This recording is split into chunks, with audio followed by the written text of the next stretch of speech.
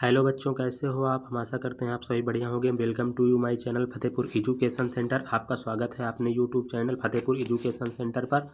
बच्चों, आज हम यूपी बोर्ड 2024 में होने वाली परीक्षा के विषय में चर्चा करेंगे कि जो 22 फरवरी से परीक्षा हो रही है 2024 में, उनमें हमें उस परीक्षा में हमें हिंदी में जो है संदर्भ प्रसंग व्याख्या कैसे लिखना है ताकि अच्छे नंबर प्राप्त हो सकें। क्योंकि संदर्भ प्रसंग व्याख्या आता है और हर वर्ष आता है, इसे लिखने का तरीका हमें पता होना चाहिए। जब हमें तरीका पता होगा तो हम अच्छे से लिखेंगे और एग्जामिनर हमें अच्छा नंबर देगा। तो आप वीडियो के अंत तक बने रहें। 2-3 मिनट का वीडियो होगा, आप अच्छी प्रकार से सीख जाएंगे कि किस प्रकार से हमें बनाना है, हमें किस प्रकार से लिखना है, वहाँ पर किस प्रकार से हमें हेडिंग बनानी है, किसी प्रकार से क्या करना। देखिए, हम शुरू करते हैं बिना आपका समय वेस्ट किए हुए। चलो शुरुआत करते हैं। देखो, कक्षा 10 और 12 जो कक्षा 10 और 12 में स्टूडेंट हैं उनके लिए ये मुख्य वीडियो है, उनके लिए बहुत लाभप्रद होगा। सर्वप्रथम हम बात करेंगे कि हमें गद्यांश में संदर्भ कैसे लिखना है। तो देखिए, यहाँ पर गद्यांश है, गद्यांश में संदर्भ का सर्वप्रथम हम संदर्भ डालेंगे।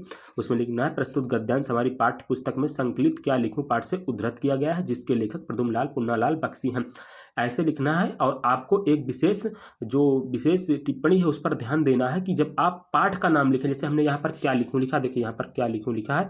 जब आप पाठ और लेखक का नाम लिखें तो उसको आप काले स्केच या काले पेन से उसके नीचे लाइन एक कर दें, ताकि जो एग्जामिनर की जो निगाह हो वह मुख्य लेखक और पाठ पर पड़ती है, तो ज़्यादा आपके लेखन वृत्ति से आकर्षण होता है और आपको अच्छे नंबर देता है।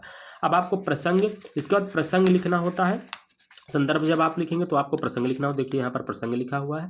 आपको प्रसंग में क्या लिखना होता है कि जो घटनाक्रम लेखक लिखता है, जो कहानी, जो पाठ लिखता है, उसका जो मुख्य पाठ का निचोड़ होता है वो लिखा जाता है प्रसंग में। तो देखिए यहाँ पर लिखा है, प्रस्तुत पाठ में बख्शी जी ने लेखकों के लेखन कार्य पर उनकी मनोदशा के प्रभाव का वर्णन किया है।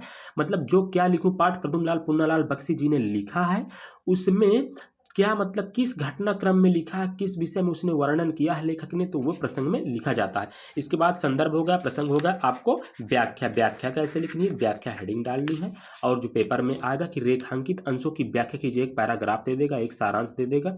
आपको उसमें रेखांकित अंश की व्याख्या, जिसमें नीचे अंडरलाइन हो, उनकी व्याख्या करनी होती है, उनका जो भावार्थ हो। आप बढ़िया मोटे पेन से हेडिंग डालेंगे, काले या स्केच से और या पेन से, और बढ़िया अच्छी राइटिंग से लिखेंगे।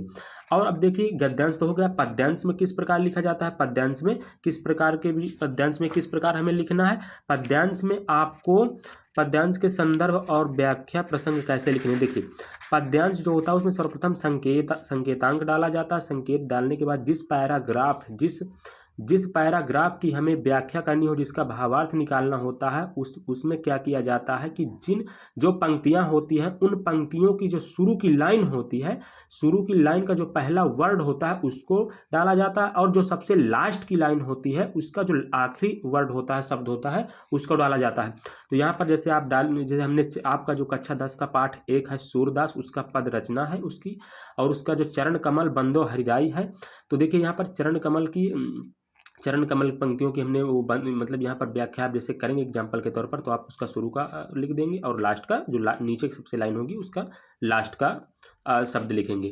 इसके बाद आप संदर्भ लिखेंगे। इसमें देखिए, इसमें एक सावधानी बरतनी है कि गद्यांश में गद्यांश लिखा जाता है, गद्य में गद्यांश लिखा जाता है और पद्य में पद्यांश लिखा जाता है। तो देखिए यहाँ पर जो है संदर्भ में, प्रस्तुत गद्यांश हमारी पाठ्य पुस्तक पद्य खंड पद पाठ से सूरसागर से संकलित किया गया है। मतलब जो प्रस्तुत पद्यांश है, जिस कहानी के जिस खंड के पाठ को हम संकलित कर रहे हैं, यहाँ पर उद्धृत के, आप यहाँ पर एक चीज़ भी लिख सकते हैं। आप या तो जैसे कि लिखा रहता है कि हमने इस पाठ से लिया गया है, इस पाठ से संकलित किया गया है, इस पाठ से उद्धृत किया गया है। अगर आप इन शब्दों का लिया गया शब्द ज़्यादा रोचक नहीं होता, अगर आप लिखते हैं संकलित किया गया है या उद्धृत किया गया है, तो आपसे एग्जामिनर ज़्यादा प्रभावित होता है और आपको ज़्यादा नंबर देता है। और एक बात ध्यान दीजिए, कवि में रचयिता या कवि लगाया जाता है, और जो कहानी लिखते हैं उनको लेखक कहा जाता है, उनमें लेखक लगाया जाता है। गद्य और पद्य में यही मुख्य अंतर ढूंढा जाता है और इसमें सावधानी बरती जाती है ताकि गलत ना हो।